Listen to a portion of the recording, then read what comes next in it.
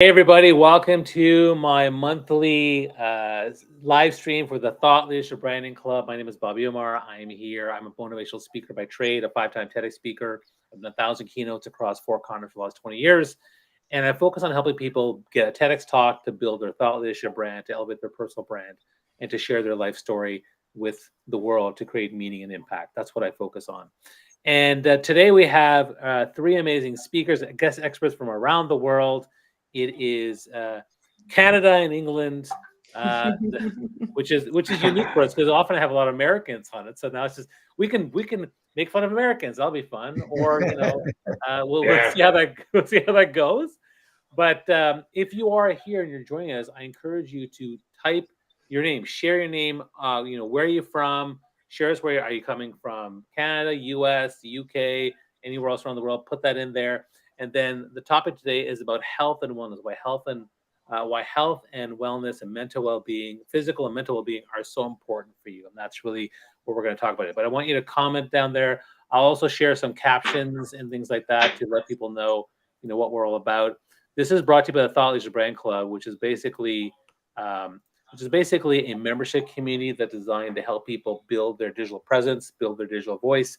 We help people with LinkedIn, Twitter, Instagram, TikTok, video content, carousel content, audio rooms, live streams, helping people get a little bit better at that. And that way they can, build their digital presence, which then leads to larger thought leadership. That's really what we're doing. That's what it's all about. And I'm going to start with actually the topic. The topic today is, normally you think, well, Bobby wants to talk about thought leadership branding, but today I'm talking about health and wellness. And why is that? Well, I'll tell you about that a little bit later. For now, I want you guys to comment in the chat box. We have some people already. Here we go. We got some people. There's Heather saying hello from Los Angeles. There's John from Canada. So people are coming in, which is great. So we do appreciate that. So that's awesome. But let's get into actually the conversation here, and I'll start with introduction. So let's start with Sumana, and then we'll go to Gav, and then we'll go to Hal. So Sumana, go ahead. Oh, hi, everybody. I'm just so delighted to be here. I mean, my question to Bobby would be, why are we not talking about health and wellness? Why is it just, we gotta do this on a routine, all right? This is just the beginning of more health and wellness conversations. I'm the CEO and founder of a company called Jeddy Wellness, and I also have another company that I'm also establishing, which is called the Workplace Wellness Collective. Passionate researcher, scientist. I worked in healthcare my whole life, doing infectious disease epidemiology and surveillance, moved into the space of workplace wellness. And now we teach solutions which are research-based, and we provide solutions to organizations, mostly medium and large organizations.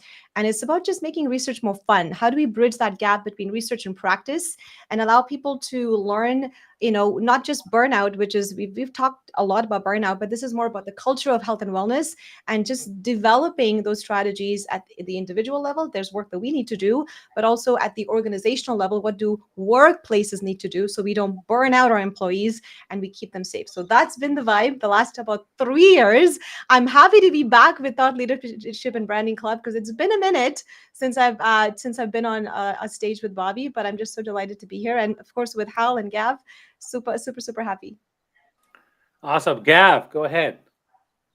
Well, thanks for inviting me on, Bobby. Much appreciated. Grateful to be here. Nice to meet the other guys, Sumana and Hal. I'm in health and fitness for about 20 years now. My specific niche, I guess, is, I know it's fat loss, specifically for guys. My sort of little shtick is guys over the age of 40 with kids that have maybe, we've had a conversation before, Bobby, that have, maybe put much of their time and effort into building a business, growing the company, making money, and maybe they've got to the late 40s, early 50s and thought, actually, you know what?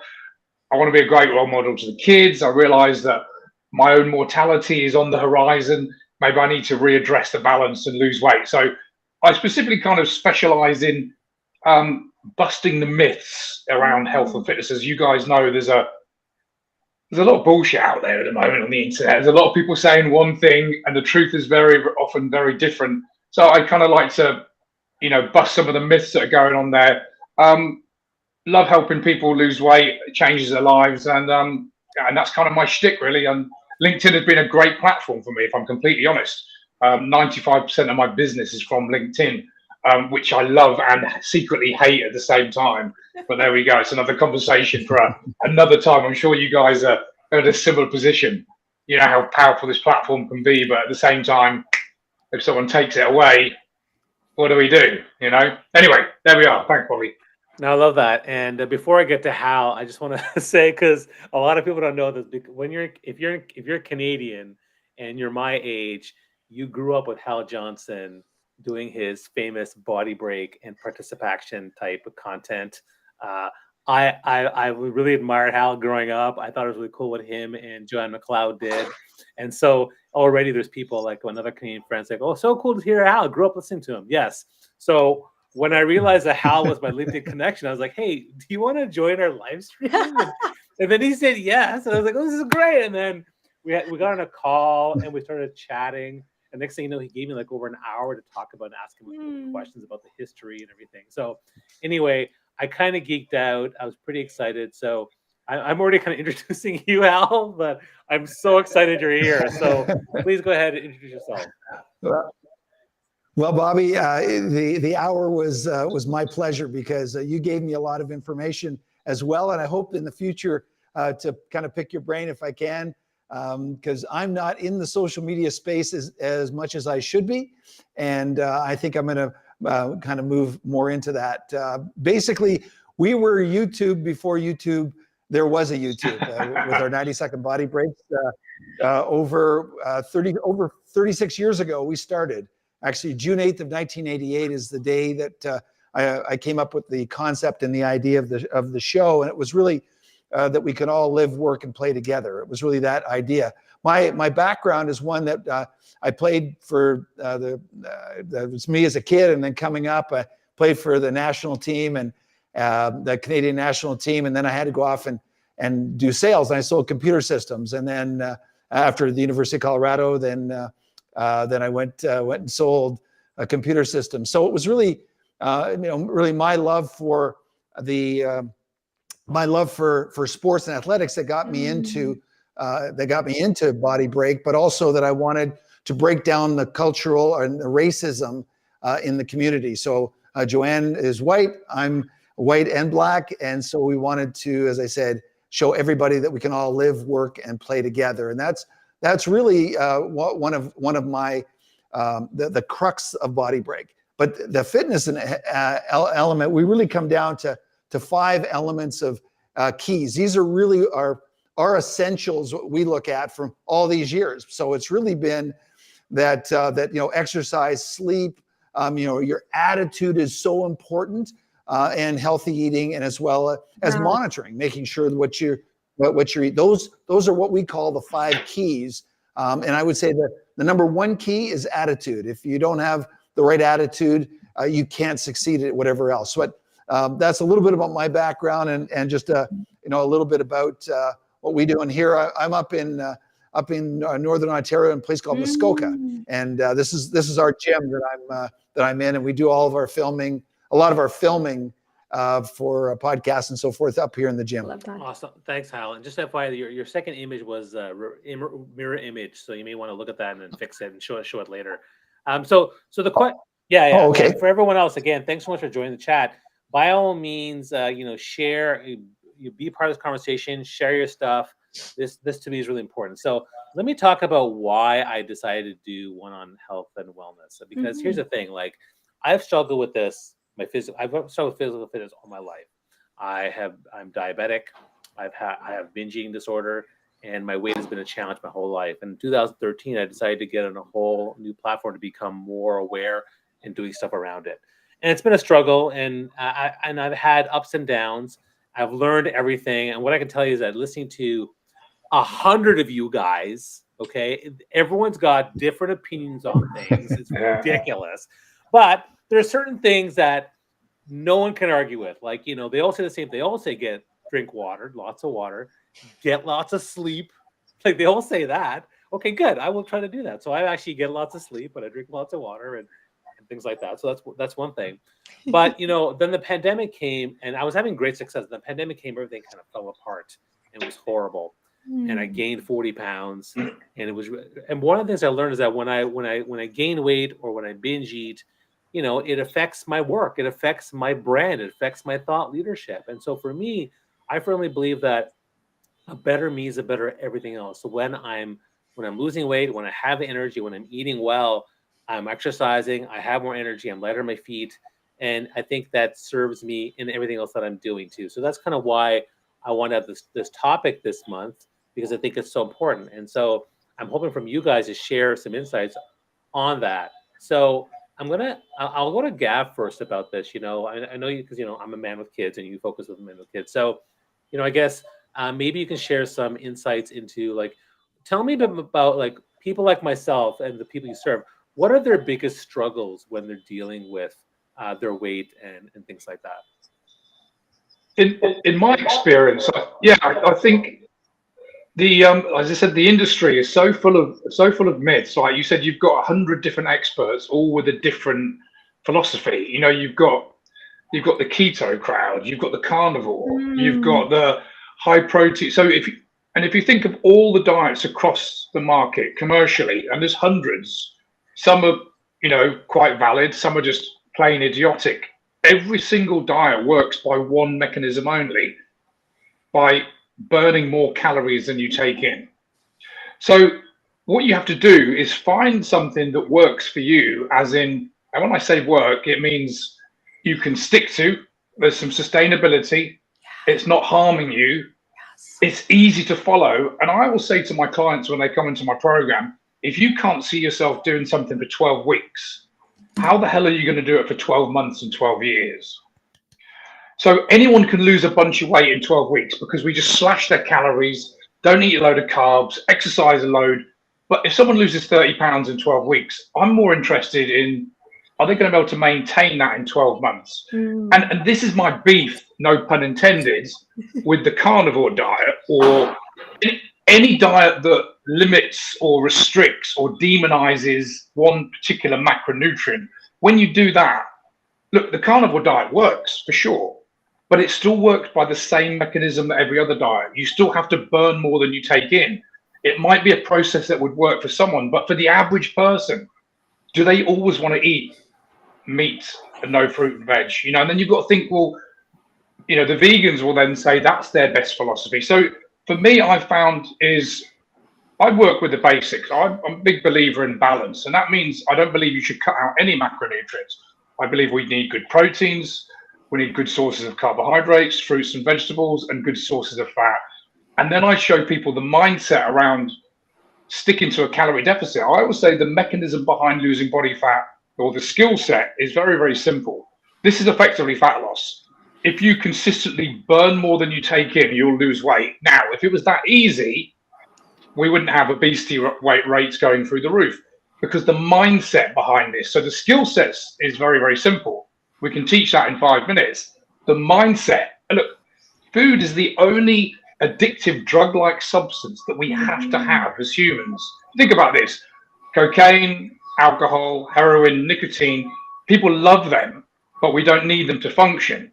So we've got to take this drug-like substance, you know, hyper-palatable, high sugar, high fat, salt, tasty food, and give it to someone and say, just eat enough that you don't get overweight, but not too much. You see what I mean? So that's what's very hard. So the mindset around fat loss is very, very tricky. The skill set is super simple. So it's kind of breaking down, as I said before, much of the bullshit that's out there, and not allowing people to, these sort of teams and tribes have come on the internet, like, my philosophy is the right way and yours is the wrong way. We can all, you've just got to pick a side, or not really a side, pick something that works for you. And if it's serving you, you're getting results and you're not harming yourself, and you can see yourself doing it for the rest of your life, that is the way forward. That's my opinion anyway.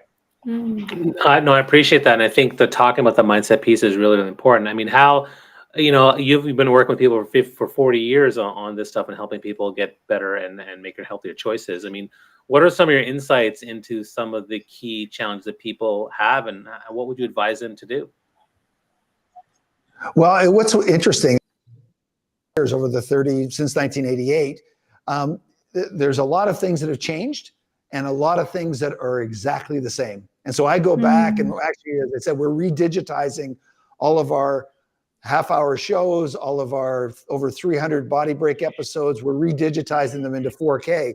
So I've had a time to start to review all of the information of that. And what really comes is that there's some basics that you have to realize is that there is certain things that are the enemy that you can have occasionally and understand that element of it, but it cannot be part of your diet. And understand that the food industry is in a sense your enemy. They want you to eat more, because if you eat more, they make more money. It's a kind of just a bottom line to that point. So that's really what you have to look at, is saying that basically sugar and salt are the addictive quantities so they put more sugar, more salt. So you look at something that you'd have gotten in 1990 that you'd eat, and then you look at the ingredient list of it today, and that ingredient list from a sugar content and so forth and salt would be higher,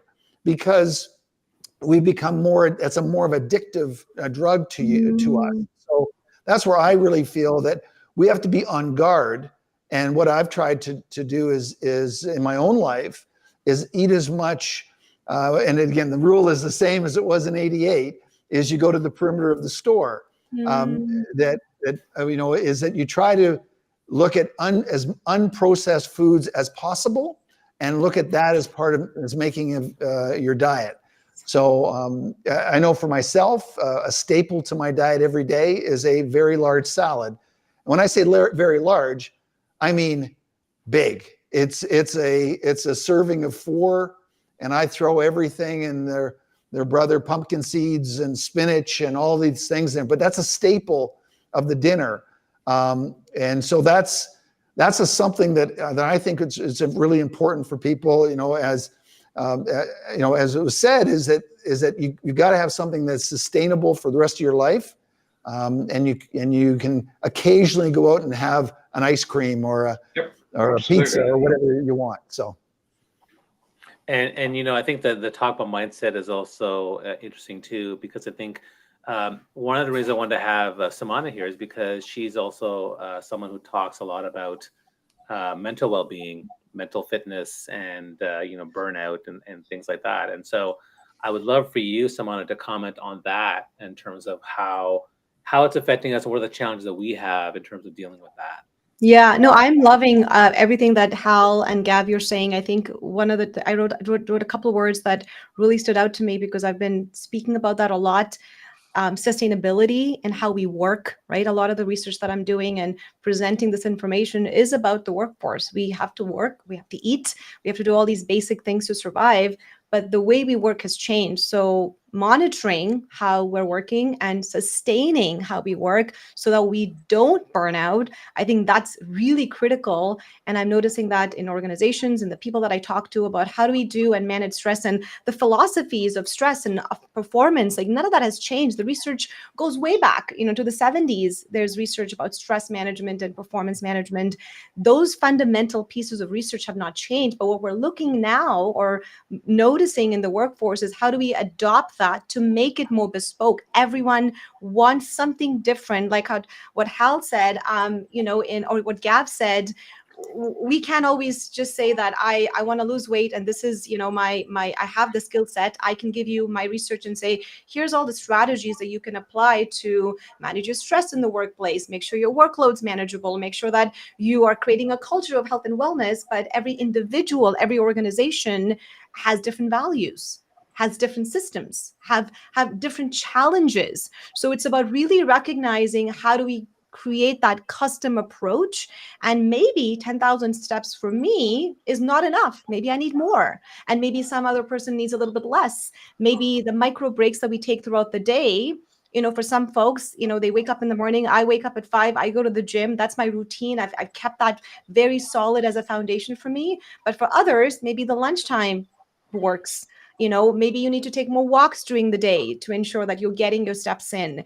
But it's the conversation about health and wellness in the workplace wellness space is around sustainability and ensuring that we don't lead our workforce towards this state of burnout, Because what happens is a lot of us end up quitting our jobs, going on short-term disability, taking stress leave, and then having to relearn, how do I, eat better? How do I work out better? How do I sleep better? All those fundamentals that we start to see in those symptoms of burnout evolving happens because we have maxed out. And there was actually a research that came out of TELUS in February.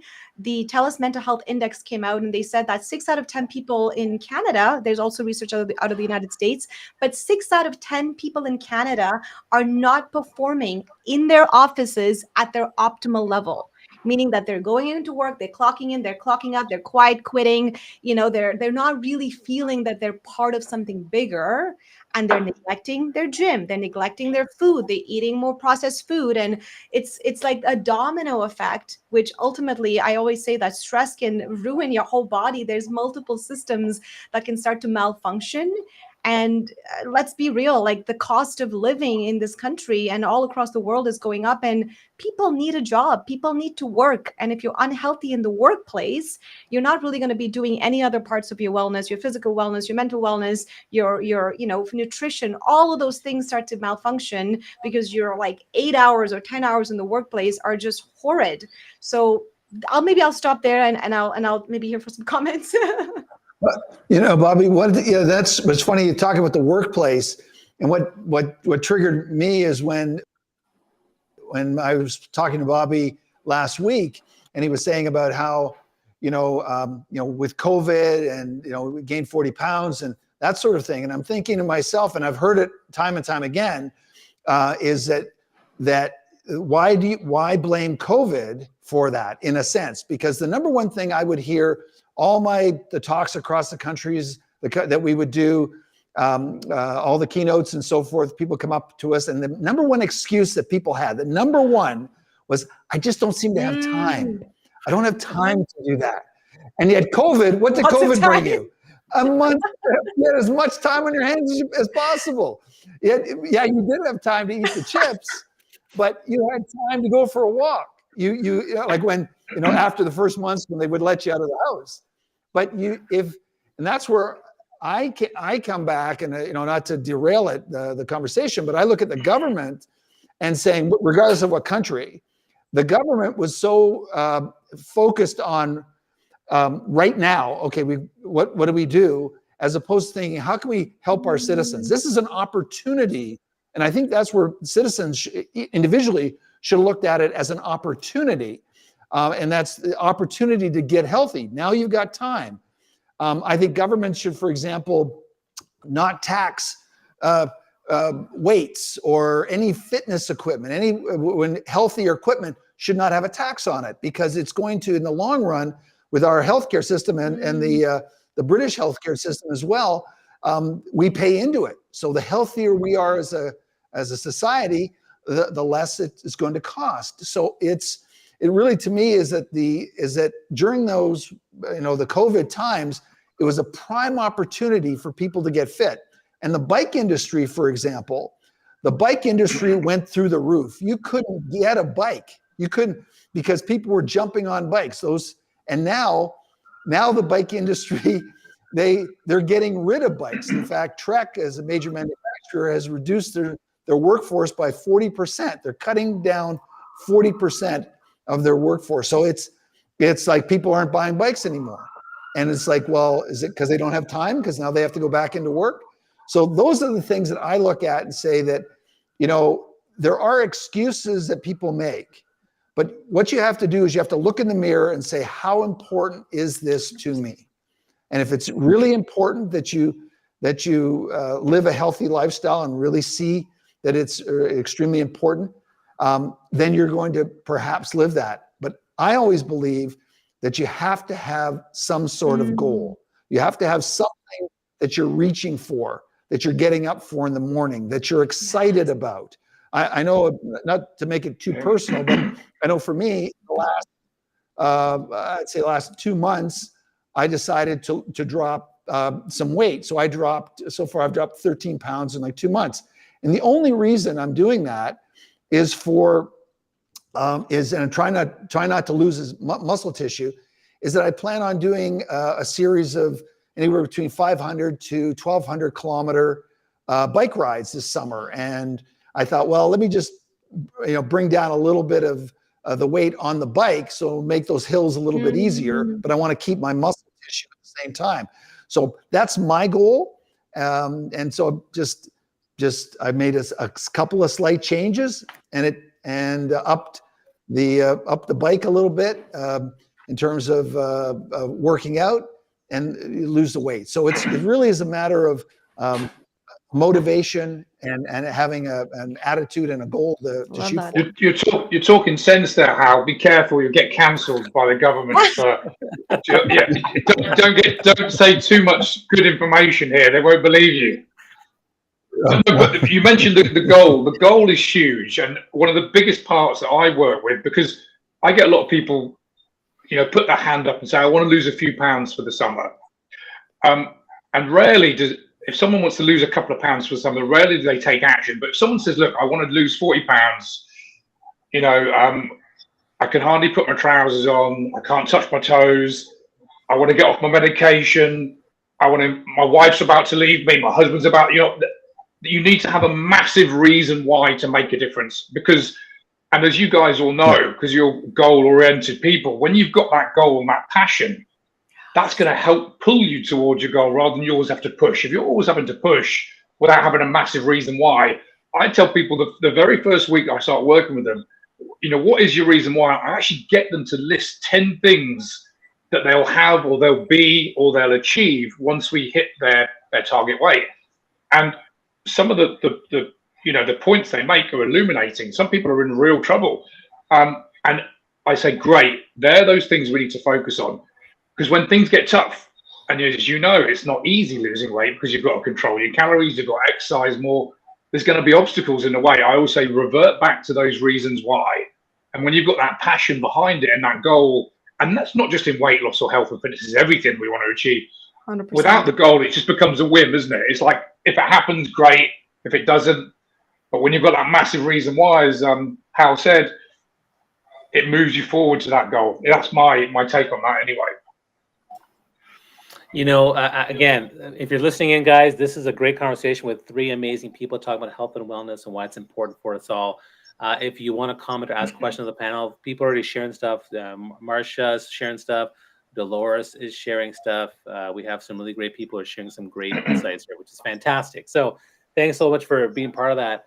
I don't want to turn this into a therapy session for Bobby because I have three of you here. I could talk about so much stuff about my mindset and my excuses, and I've experienced burnout. Initially when Hal was saying, well, what were your excuses during COVID? Initially I had a trigger go up my head, which was like, well, actually COVID was far more busy for me because of my kids being at home. It was just ridiculous. And so what ended up happening was they were 9-11 and I'm trying to work on my business. Both my business collapsed, speaking at events, and I'm trying to sustain my business. And then my kids are home. And so what ended up happening is we just started resorting to takeout. That's what happened. And because it was just so crazy. And so, but Bobby, I always look at it and I get frustrated. No, I know. I'm telling you the truth, how I felt. I know, but it's almost like I look at things, and it's funny. We're on the LinkedIn platform, which is great in terms of business, because I think this transcends to business. There's always a way, and every negative you can turn into a positive. You can turn it and that's where you look at what you say about your kids.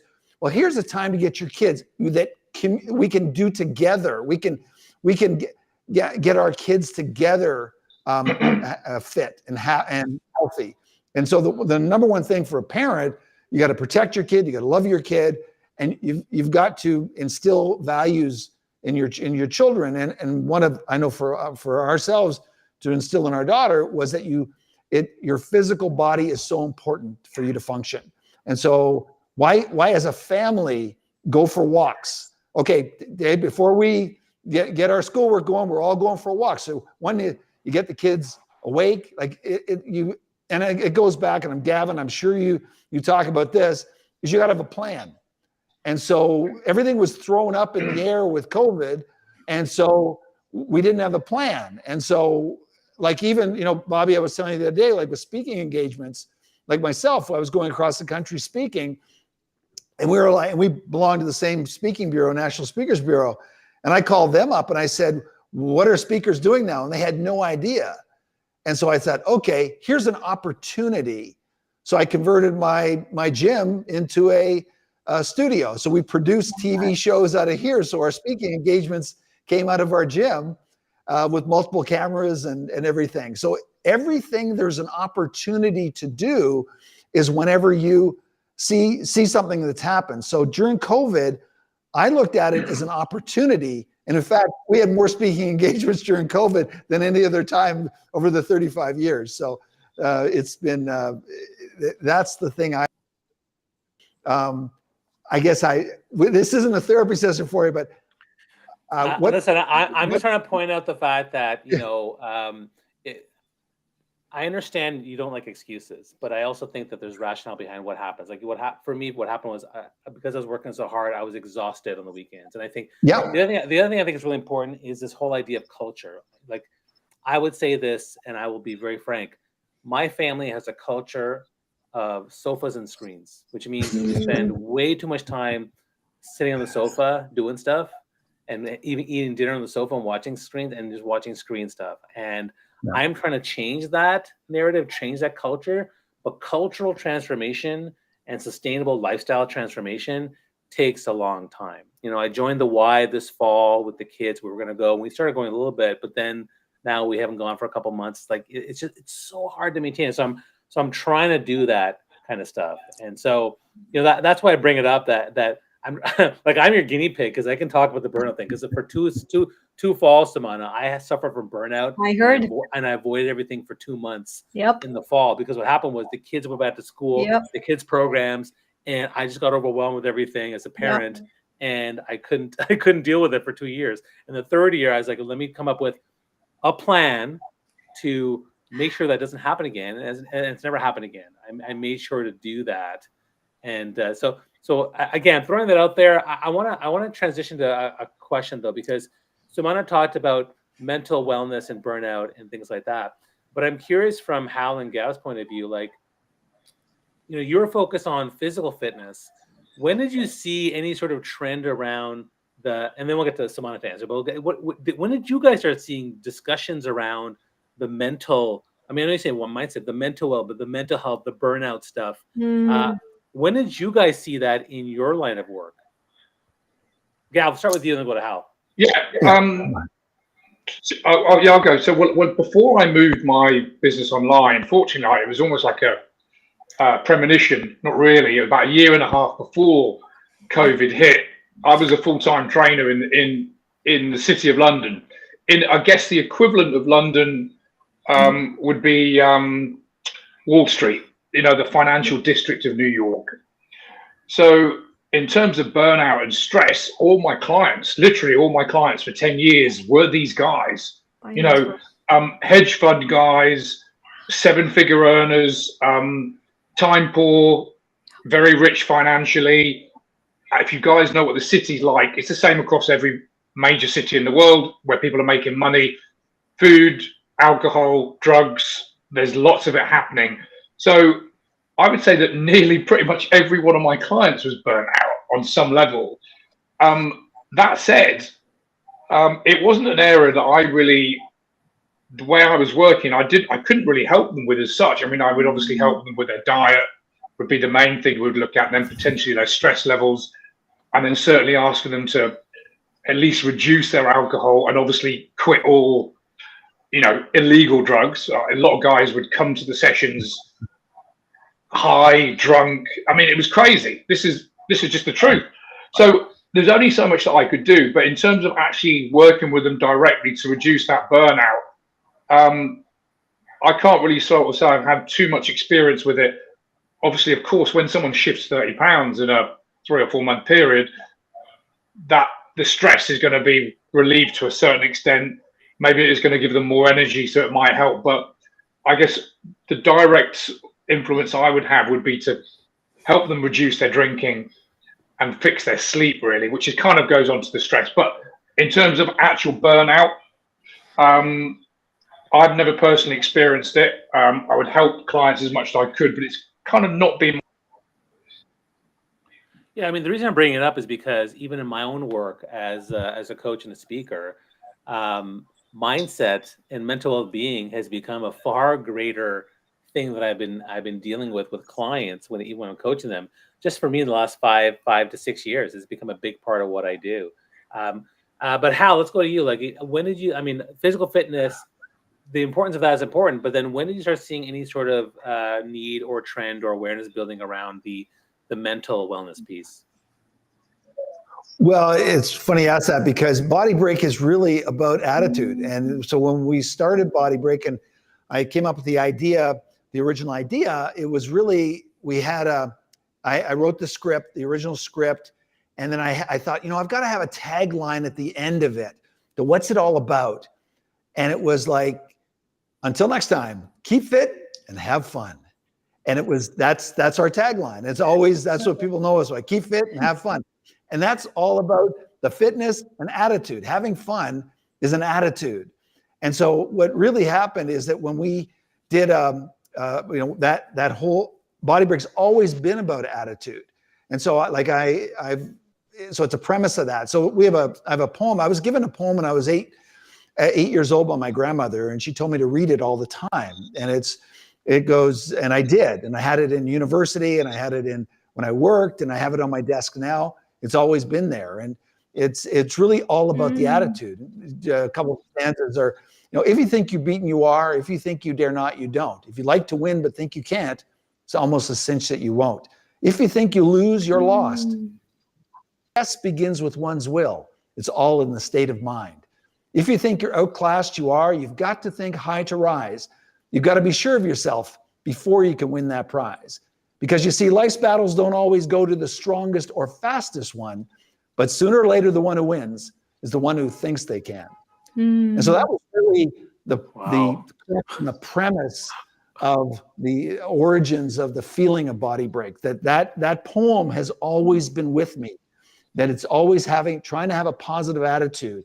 And with our show, if people who around the world who haven't seen it before, is that you'll see that we always shot on a sunny day. So we're outside doing an activity. If it was cloudy, we didn't shoot because that sunshine made you feel better. Like, I want to be there. That was the whole idea, is that we wanted you to come with us, join us, because you want to be here.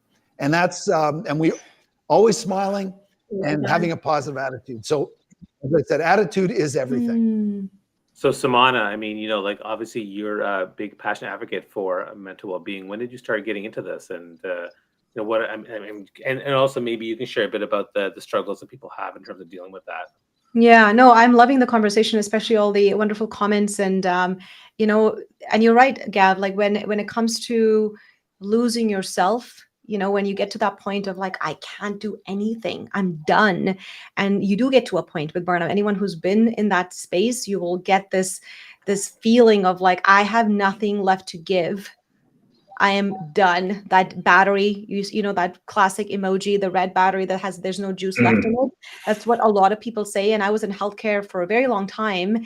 And I had a different experience because I was working in the pandemic at the time. So when all my friends and coworkers and family members were dealing with COVID in their own way, I was in the trenches working. So my experience was, I don't have time to think about all these other things. I got to work. I got to do my job, and I got to show up in this space, which was unlike anything I've ever experienced in my entire life. And I didn't burn out then. I burnt out before that. So going into COVID and knowing that I have no other option but to use the skills I had learned on my own through my own research to apply that at a very critical time, I think is what saved me.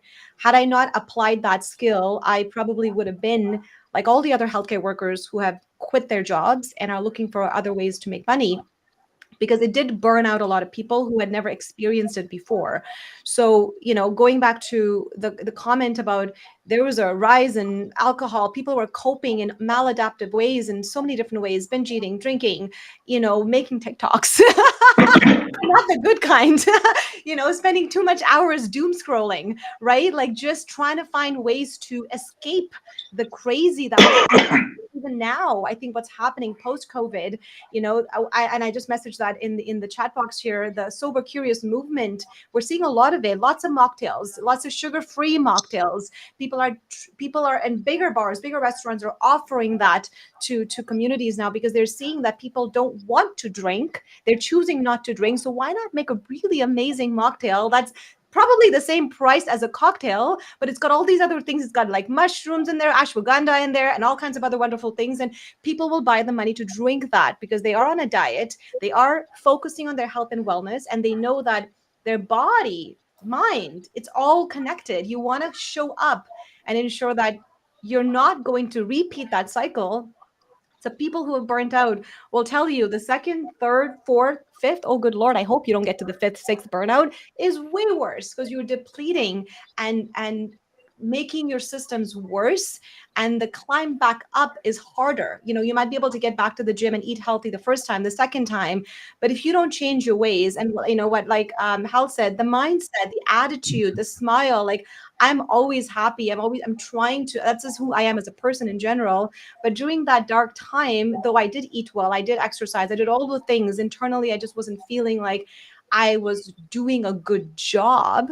The performance was being impacted, even though I was exercising, eating well, hanging out with my friends, all those other elements of wellness. Because wellness, I think what we're noticing now is it's no longer this like woo woo, get in a bubble bath and, sit and drink your tea. I mean, those are all good things, but the dimensions of wellness, I think, have expanded over the last couple of years, especially now that we're looking at it in the workplace. Workplaces incorporating wellness and making sure that I'm giving you not just a gym pass, which I think is great. You should give everybody a gym pass, but also encouraging you to use that gym pass, because me as a leader, I'm doing it. I'm showing up. I'm doing the walks, because if my boss isn't doing it, then why should I? If my boss is having lunch at their desk, then why should I not take lunch on my desk? Because I'm feeling like I need to do the work and I need to show up, because that's the culture. So yeah, it does go back to the culture of health and wellness. Like, how do we take these elements of eating healthy and being physically well and taking care of our body? I love that.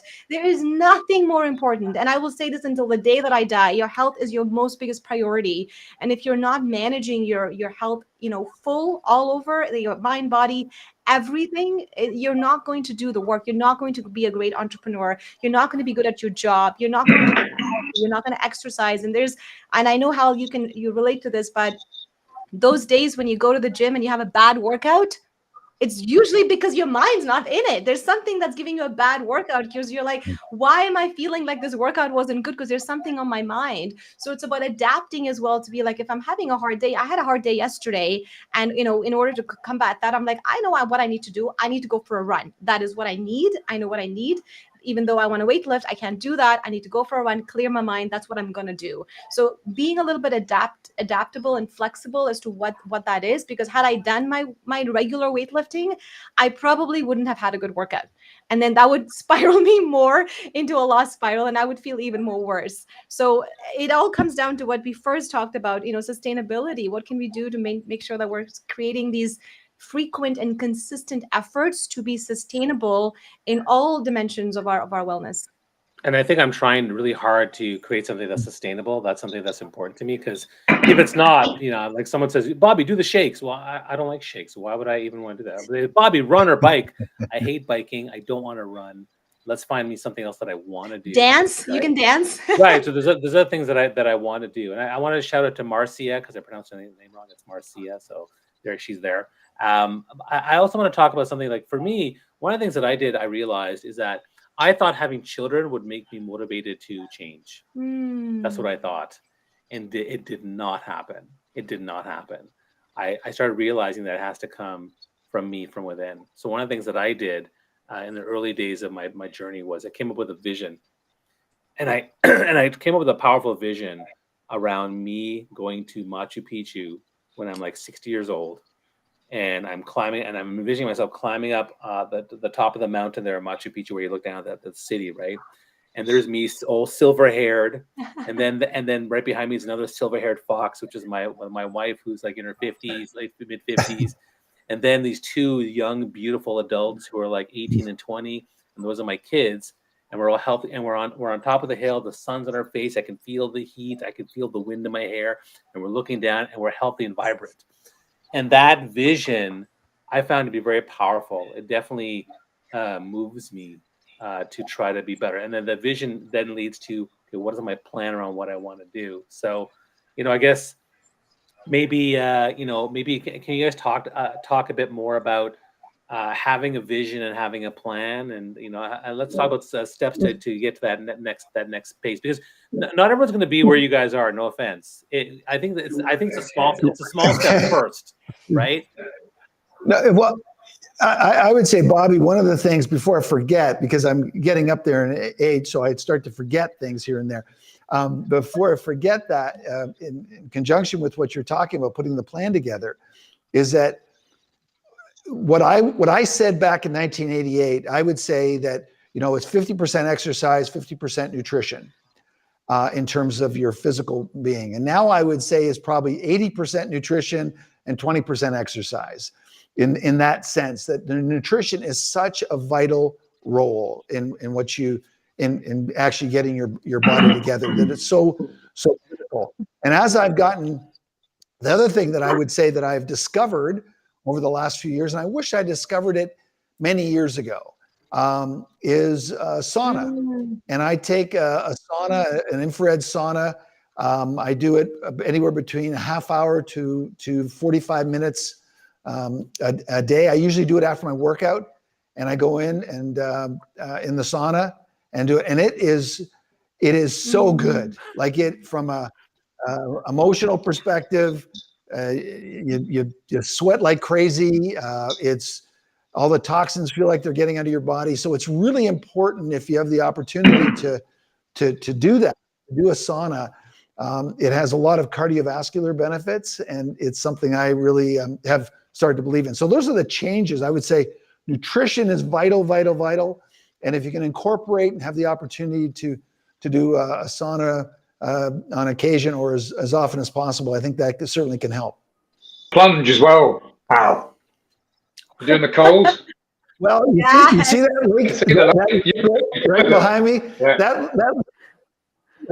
That lake just had ice. It was frozen 10 days ago. So that lake was frozen, and I actually made a skating rink right out there about a month ago. So yes, I go out into the lake and I do a cold plunge after I do the sauna, yeah. And then I jump in the lake. Alternate between the two. Yeah, that's perfect. Yeah. Yeah, and you get your, it really stimulates your body. Yeah. I mean, it really is a powerful tool. So I only stay in the water. It's right now it's about 38 to 40 degrees Fahrenheit. It's about 3 or 4 centigrade. So I only stay in there for about 5 minutes. And then that's good. 5 minutes is good. That's good. Yeah, it's a lot. Yeah. But look, you were saying it feels like an hour. Yeah, in it you can't think about anything else but that cold. You were saying about the vision, Bobby. This is the way I look at it. I just turned 50. I don't know how old are you, Hal? I'll be 68 in June. Looking good, my man. But here's my philosophy. And this is what I try and teach. What I try and teach my clients. And you guys will know this. If you want to function well at 80 and 85 years, you can't get to 80 and then suddenly decide, okay, I want to live that longevity. And have you heard of Dr. Peter Attia? He's worth checking out. He's funny enough. I'm sure. Yeah. And he said people look at this the wrong way, because if we said to someone what would you like to be doing when you hit 80 or 85? And, you know, write out a list of things like, we would all like to be able to walk to the grocery store and buy, you know, groceries. We would love to still walk the dog. We would love to be able to sit down on the toilet on our own, cook our own food. So everyone ticks yes. He said, well, okay, if that's what you want to do in 30 years, let's say you're 50 and we're talking 30 years out, there's a set of benchmarks that you need to be able to do at 50 that are going to allow you to do that. So if you can't do the basics in terms of strength and conditioning or cardiovascular output at 50, you ain't going to be walking the dog at 80. You see what I mean? Where people have got it the wrong way. So, and I only started thinking about this because, you know, my parents are like, they're in their early 80s now. So the inevitable is coming, right? We all know what's coming. And I think, one, I'm not going to be like that. I'm going to be in good shape. But you have to be looking at this now. So my whole philosophy is, yeah, we want to look and feel good, but what can I do that will enable me to move well at 80? Yeah. So the six pack used to be the goal 20 years ago. And it still is secretly. I still like it, but I want to be able to walk the dog at 85. I don't want to be in the home where someone else is taking me in the shower, you know. So I'm focusing on mobility, stretching, keeping the mindset working. I'm thinking it's changed. It's like the first sort of 20, 30 years, you think, I want to feel good, look good for whatever reason.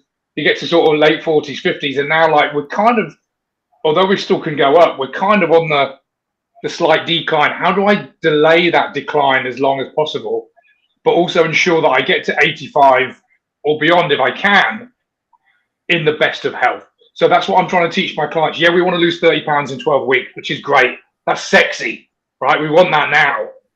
But can we put in, you know, mindset and skill set practices that are going to allow us to live to 85 and beyond in great health with longevity? So, I mean, Hal knows it, but check out Peter Attia. He wrote a good book on longevity and, you know, he focuses on that. So that's kind of my philosophy that I help with my clients. And that's one of the things, you're right, so right, Gavin. I watch a lot of Peter Attia as well, and strength, and making sure that you've got grip strength and lower body strength.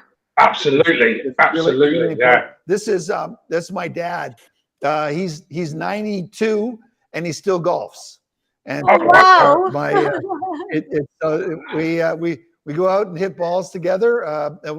We do that a lot, and it's great to see as well as this is my mom and dad, and this was last year. And my mom's 90, and 90 in that picture. My dad's 91. And my mom does 5K a day. She walks 5 on the path. She has a path, and again, it goes back to the idea that they moved in to they back onto a ravine, and there's a trail right behind there.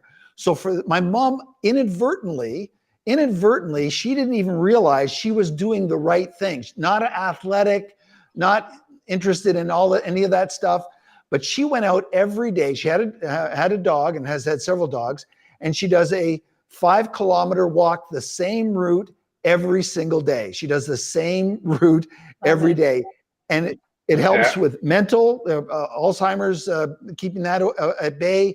It helps her lower body is strong. I call her, she's an ox. Absolutely.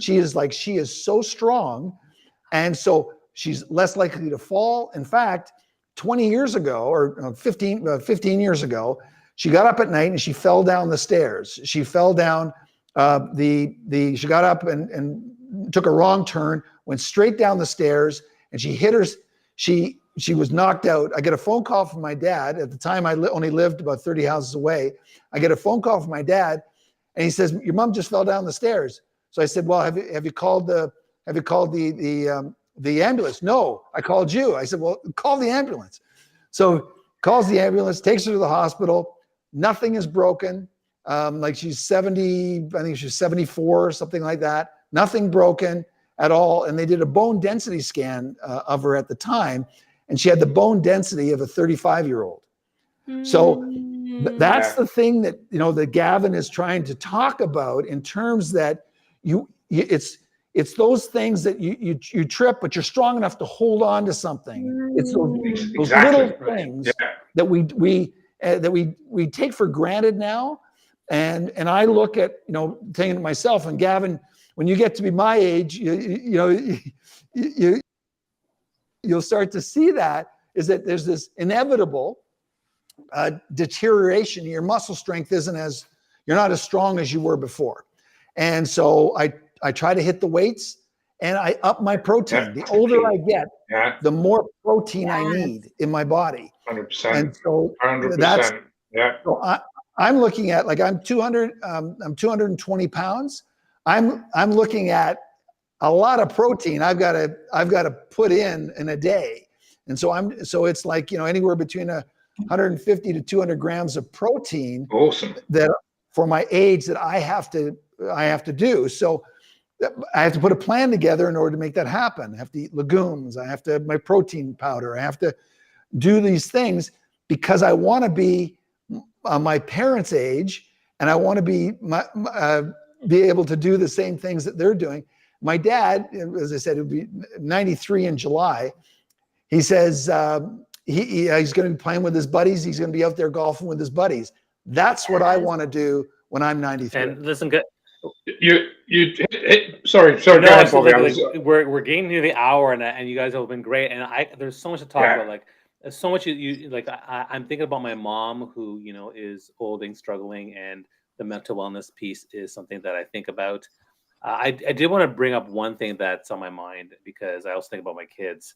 I'm a huge advocate for fighting against people who are not doing enough for young people when it comes to smartphones and apps and technology. And I think that the data is overwhelming in terms of how it's negatively impacting them, from, first off, not having active living outside, not having a sense of play. But now they're online all the time, 24/7. Kids are, so I have not given my kids a smartphone. They're 13 and 15 years old, and it's a choice I've made. But the sugar thing is a choice I made as a diabetic. I say we won't have sugar in the house, because I'm one of the 10% of parents who've made that choice. There's no sugar in the house. There's no juices, no cookies. There's nothing. I mean, there's stuff from carbs, whatever, but there's no direct sugar stuff. And I'm 10% of parents. When it comes to no technology, no smartphones for my kids, I'm like less than 1% of parents who do it, because they all say, well, I want to be in touch with my kids. They have to socialize, whatever. But there's so many negative drawbacks that's been proven through the data. And it's a hard place to be, because when you're only the 1% of parents, all the other parents get defensive. All the other kids see all the other kids have stuff and they don't have it. And so it's very, very hard to do it. My daughter's furious with me for having her. She has a flip phone, but I'm like, you're not getting a smartphone. So like my son, I said, maybe in grade 11, if your marks are good and you're taking care of things, then you show responsibility. Great. But right now, no, it's not prudent. And I think it affects physical fitness. I think it also affects mental fitness. And I kind of wanted to get each of your take on this, and what your thoughts were before we close out the session. Sumana, I'll go first, because I had a couple thoughts also about the conversation that we had about your vision, and I think what both Gav and Hal have said is perfectly aligns with research, so that's amazing. But I always tell people, if you're trying to create a plan, oh, look at this thumbs up. I always tell people, if you're trying to create a plan, then think about your quality of life, right? Do you want your quality of life? What does that look like for you in 5 years, 10 years from now? So if you don't change your ways, just like you all said, am I going to be able to golf? Am I going to be able to swim? Am I going to be able to open a can of pasta sauce? The most basic things for your health and wellness. So people forget that the more chronic diseases you have, the poorer your quality of life is going to be. And I spent most of my life learning about infectious diseases, things we can't see, the bugs, the microbiology, the bacteria, like all of those pieces that I was interested in figuring out, like, how does something that I don't see get into my body and create a whole plethora of diseases. But what's actually the problem is more the chronic diseases, the diabetes, the hypertension, the lack of mobility that we're experiencing, physiotherapy, nutrition, all of these extended healthcare activities are on the rise because lots of people are like, oh, I hurt myself doing something really basic and now I have a shoulder problem. My knee hurts, or I can't do this. Is because they've never done strengthening ever in their life. And now they're in their 50s and 60s being like, I can't walk, I can't do this. So I tell people who are working, especially the younger generation, I think for folks like me, there's something called generational stress and trauma, that we see what our parents and grandparents did. And then there comes a generation that wants to change the ways. And the Gen Zs are on their own journey. The millennials are on their journey of trying to figure out, like, I don't want to be like my parents because I see the diseases and illnesses that they have. My grandmother was not the strongest person. She died very young because she was always really frail and weak, because that was not part of their culture. It was not something they wanted to do. It wasn't something that we were speaking about. But then our generation comes in and we're like, no, we're going to the gym. We're eating healthy. We need the protein. We need, our carbs. We need our salads. We need all of these things in the house. So we're changing our ways. And of course, that's going to impact, our kids and the future that we have. So we have to kind of keep in mind that we need to be a role model for the new people, the younger generations, the Gen Zs, the Gen Alphas that are coming in. What do we want to show to them? So to answer your question, Bobby, when it comes to electronics, I don't have children, so I can't really speak about that, but I know lots of friends, in healthcare, outside of healthcare, that have taken the exact same stance as you have. They get a flip phone and that's what they get. There's no two ways about it. You may get to play with your tablet when you come back home for a very specific amount of time. And the folks that do get their smartphones, they only get it when they come home, or when they come home, they drop it in a phone basket and they don't get to see it until the end of the next day. So there's very specific rules that come with it. And it is very hard, but mental health for youth is on the rise, especially for women. I have seen this with children all the time. I hear stories about young girls who are battling depression, anxiety, social anxiety, and not being able to fit in. There's so much stuff on the internet. I'm so glad that I didn't grow up, dealing with a lot of that stuff. But cyberbullying is so common, especially with young women. And I think technology is to blame, because we can start doom scrolling. And what I'm seeing on my social media feed is very different from what a 14-year-old girl is seeing on her social media feed. And then that's impacting her mental health, because you're like, oh, I don't look like how I'm supposed to look. I don't have the makeup. I don't have the hair.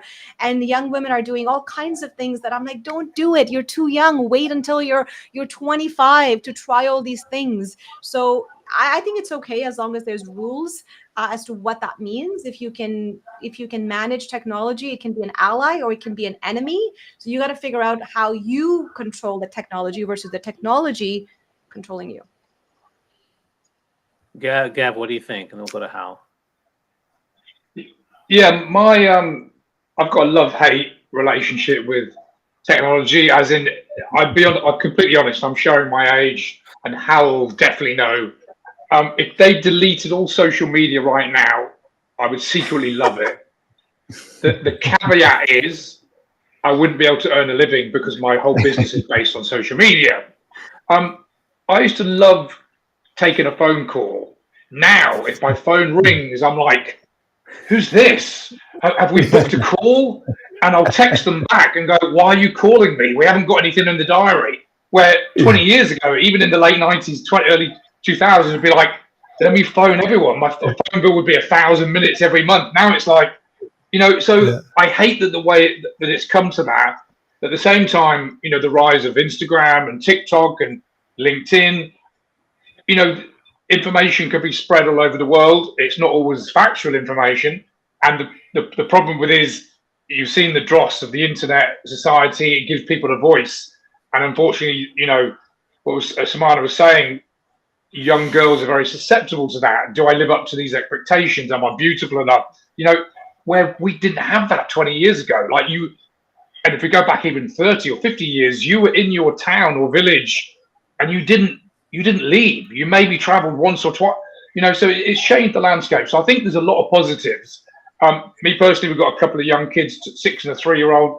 They get a certain amount of screen time per day. There's no ignoring it, but they're not allowed to sit on there. We said, right, you can have your tablet for this amount of time, but then it's off, and then you're reading a book, or we're playing a game, or we're doing something. So, like I said, if someone just deleted and pressed there's no more social media, I'd be like, as long as I can make money, be okay. And I'll just say, phone. That I have a nephew who's 3 years old. When I say, "Hey, do you want to call, your aunt?" He goes like this. He doesn't go like this. We go like this, and I'm like, "Oh my god!" I'm like so old because he's like, "I'm calling you," because that's what they're used to with their phone. They don't go like this. That's the mime, yeah. Yeah. It's funny because when I grew up, my generation, before yours, Gavin, in that sense, is that the only thing that we could see of other people doing was on Saturday night, the show Lifestyles and the Rich and Famous would come on, and we would go, oh yeah, people are vacationing or whatever. And now with the whole social media, no matter what you're doing, there's somebody doing more than you, and it makes you feel less. I know my dad told me a lot of great stuff. My dad he said to me, there's always going to be someone bigger, faster, stronger, better looking who has more money than you. So don't worry about it. And don't worry about it. And 2, don't be full of yourself. And so it was like, okay, so it doesn't matter what somebody else does. It doesn't matter. And that's really what I've tried to instill on our daughter is it doesn't matter what other people do. It's irrelevant to your life. And so, fortunately, I think we've done okay with her. She's 25 and she's kind of well adjusted in that, but it was the transition with the iPhones and all things happened when she was like 8 or 9, when that started to come into play. So we were on the edge of it. But navigating it today must be, very, very, very harmful. But again, I would say when I was a kid, and Gavin, you wouldn't have heard this where you are, but when people hear somebody a kid yell out, car, what they were doing, they were outside playing road hockey on the street, and there was a car coming, and you go, car. That's what would always happen. And so you move the net. You move the net, and the car would go through, and then you'd be back to playing again. And the people with the car were so respectful. They were glad to see the kids out playing hockey on the street. You never see that today. No one's outside anymore. No one's outside anymore, are they? No one's outside. Well, they're looking down at their phone. Yeah. I have a 13. Oh, go ahead. Well, no, the final point to your point, Gavin, about a phone call. I'm, again, very old school. I think that you should pick up the phone and you should call somebody and not text somebody. You should call somebody. I agree. Because that tells them. I don't, but I agree. That tells them that you're thinking about them, you care about them. It's irrelevant to send a text to somebody with an emoji or something like that. It's very lazy. I pick up a phone and I call friends. In fact, during COVID, I put a plan together. I sound like a planner, but I put a plan together that I thought, you know what? I know everybody's at home now, and I know everybody's not working. Every week, I called someone from my past. So every week, I would go in and try to find this person from high school, from university, from old work jobs. Oh, wow. And I'd call, hey, Rob. Yeah, it's Hal Johnson. Hal Johnson? Oh, what? Yeah, I know you're home doing nothing. So, ended up having like a half-hour conversation with somebody that you would have never talked to in your normal life. So I talked to a lot of people during COVID that I would never have called or talked to before. So it was just, those are kind of little things. That's why I know I say COVID, it was okay. Well, and listen, I want to thank you for sharing this stuff, because look, I have teenagers, 13 and 15-year-old, and they basically they come home from school and they stay in their rooms on their laptops for 3 to 5 hours. Now I restrict laptop time and whatnot, but like, they do not want to go outside. They do not want to do activities. They do not want to do anything.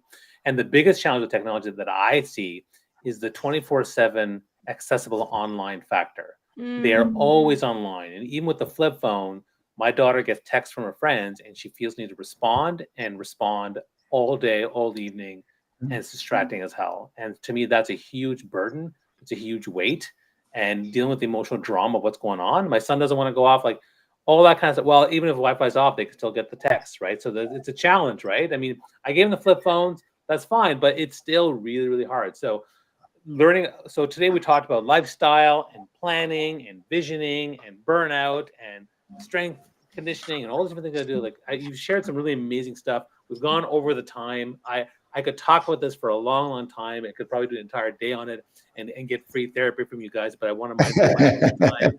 Thank you for this. I'd love for you guys to maybe share a bit about how people can find you and maybe something you're promoting.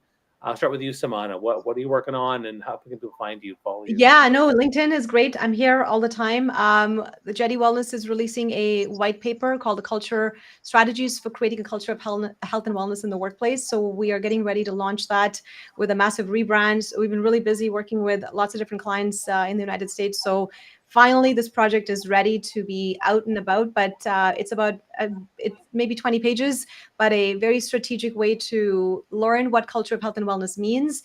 And we've added some strategies that you can use within your own workplace, and then some strategies that my company uses to instill this culture of health and wellness using some evidence-based techniques. So that paper will be coming out soon. So Jeddy Wellness is on LinkedIn, but you can also just follow me because I will post an update about that very soon. Thanks, Bobby. Thanks so much. Gab, go ahead. Yeah, I have to admit, this is my main platform, so just find me, Gab Gallibrand, or if you wanted to see the actual website, gabgallibrand.com. I have got a website. I rarely use it, but it's there. It's a new one, actually. It's a good one. But if you have any guys that are struggling in their 40s or 50s, they're struggling with the weight, they've tried everything before, they don't know where to turn. If they want someone that's going to give them no bullshit, actionable steps that they can sustain as they go into 50s, 60s, and 70s and beyond, I'm their guy. Thanks, Bobby. All right, thanks. Hal. You can follow us on Instagram at BodyBreak88, BodyBreak on LinkedIn. Our website is BodyBreak. It's basically those are the things, and BodyBreak, Hal and Joe on YouTube. And what we are planning to do in the next couple months is we're redigitizing to 4K all of our Body Break episodes, 39 half-hour shows, our fitness videos that we've done over the years. We'll be putting them out in shorts, and thanks to Bobby for the opus. That was a great tip, and I'm gonna call you again, Bobby, shortly about that, because that was great. And learn on the more phone, about that. because I'm your friend. Yeah, now. on the phone. I'll call you on the phone, and I won't schedule it. I just call you out of the blue, and then what we'll be doing is we're as I mentioned earlier, we'll be doing a lot of cycling. So what we're going to be doing is we'll be documenting all of our cycling trips. We're going to be going from Cincinnati to Cleveland on a trail. We're going to go from Stuttgart to Vienna, which is about 1,200 kilometers, and we're going to document our travels. And it's as more, let's say, slated to everybody, but for those of us in our 60s and going into our 70s, that you can still do it even as you get older. Joanne, actually, she's going to be running a marathon in 2 weeks. She's gonna be running, and then she runs a marathon in 3 weeks. In 2 weeks, I'm going to be running the Paris to Ancaster race. Not running, but cycling. It's a Paris to Ancaster race. It's a gravel race, so I'll be doing the 70-kilometer gravel race in 2 weeks. So I'll be posting that up on our channel as well. Awesome. Thanks, guys. And a little bit of, this is the Thought Leader Brand Club that brings you a monthly live stream. Thanks to our guest speakers. We do a weekly Zoom every Thursday at 4 o'clock. This week's at 5 p.m. featuring String Nguyen, who's a 4-time LinkedIn top voice.